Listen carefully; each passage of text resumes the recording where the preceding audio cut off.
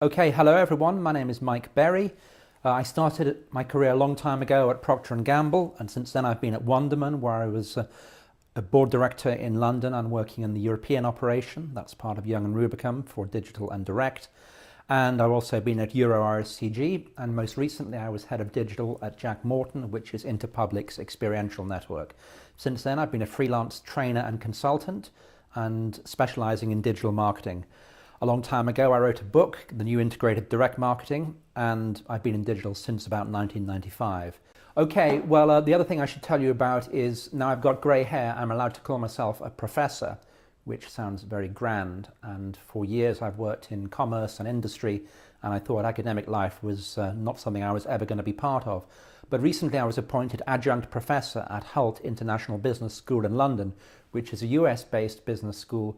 They're involved in many key markets in the world, and very excitingly I'm the lead tutor on something called the Master of Digital Marketing degree, which is a one-year master's degree specializing in digital. So these days I call myself a consultant, which is a scary situation to be in. I don't have the Interpublic or the Wonderman business card or the Procter & Gamble calling card, so it's just little Mike Berry on his own.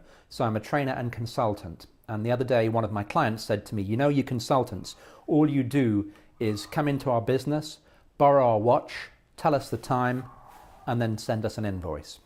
I hope I'm a better value consultant than that. Okay, so what are we going to talk about today? Well, we've got a whole load of case histories from real companies who are doing real digital marketing. So this is a blend of theory and best practice and a bit of me trying to teach you, but very importantly, there's an example of what's really going on out there. And we've got some unique situations, unique interviews and access to the marketing directors and their agencies who were behind these campaigns. Every one of them has won an award, mainly for best practice for marketing effectiveness. And also we have found out some of the stories behind the headlines, and people have been very good at sharing their strategies with us, and in some cases their results, which I think is a unique opportunity to understand what's working out there right now. So we're looking at case histories on monopoly city streets, which we're going to talk about. Other examples would include Google's work with the UK Trade and Investment Board for exports, for Burger King, for Jessop's, which is a UK photography retailer, but also a very big exponent of affiliate marketing. They take it very seriously, and they won an award for their affiliate program, which I think is very interesting. And we've got some good access to the people at the agency in particular who are trade doubler, who are the experts at affiliate marketing for this client. A UK radio station called KISS, who have recently completely revamped their website, but not for as much money as you might expect. For a UK insurance company called Compare the Market, which is a very surprising case history, and I just don't want to say anything more until you see it, but it's all about car insurance, but it may be more interesting than it sounds. McDonald's, to see what they're doing. We've already had Burger King. McDonald's have a different approach, and also it's an example of social media and using video, which I think we're going to see a lot more of in this year and next year. Some of the latest viral marketing films which have really taken off, and we'll perhaps look at why a viral does suddenly go massive, and sometimes you do everything right but it doesn't work so well. And then look ahead, get our crystal ball out and see what is new, what is next, try and predict what's going to happen in this fast changing world of digital marketing over the next 12 months. And if we have any time by the end of the day, let's have a discussion. Please ask questions during the day as well, and also see me in the breaks. So let's get on with it and let's have a good day. Okay, so let's see what is really happening out there by looking at these case studies. The first one is Monopoly.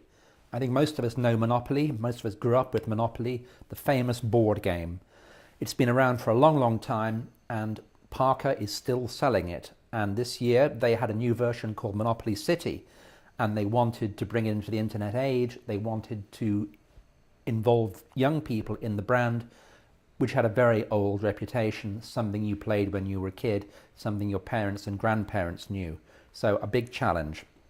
In fact, it goes back to 1935. It was first marketed on a broad scale by Parker Brothers in 1935. 275 million games have been sold worldwide. It's now available in 103 countries in 37 languages. It's been a fantastic success story, but as we know, brands need to be refreshed or they die. So looking ahead to the future of Monopoly, this new version of Monopoly, Monopoly City, is intended to be a more intense experience for a different generation. It includes 3D construction, and there is a need particularly to get these digitally savvy 10 to 14-year-olds involved.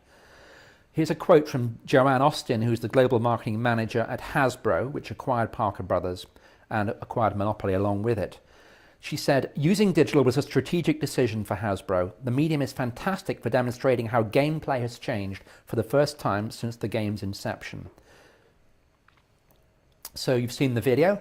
Basically, their agency, Tribal DDB, created a 4-month online campaign that took the new Monopoly City gameplay into the real world by turning the globe into a giant game board. In other words, they linked with Google Maps, and that meant they could provide scale and benefit from brand association with one of the most recognizable names online.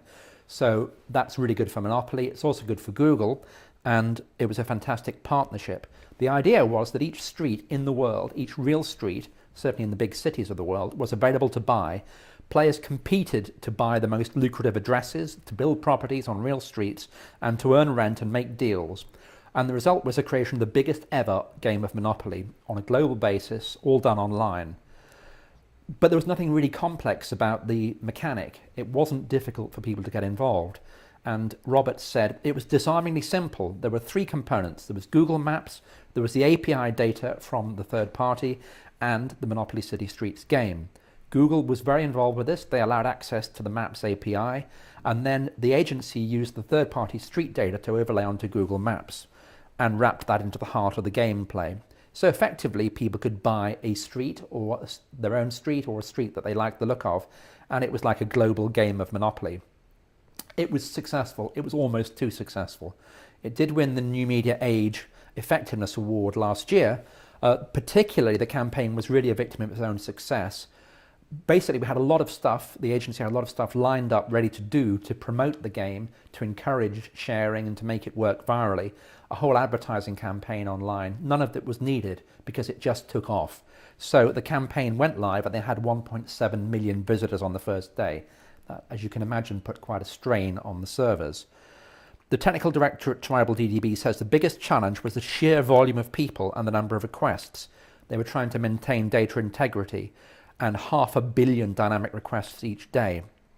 They launched it online in English, French, Spanish, Dutch and German.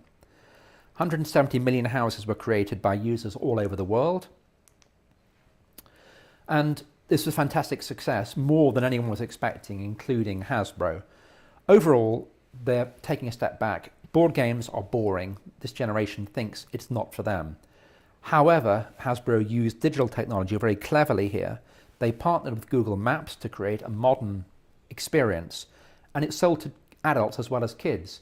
The adults, who are also web savvy these days, remembered their childhood, had good memories of Monopoly, wanted to be part of this new initiative, and effectively Monopoly was relaunched for a new generation.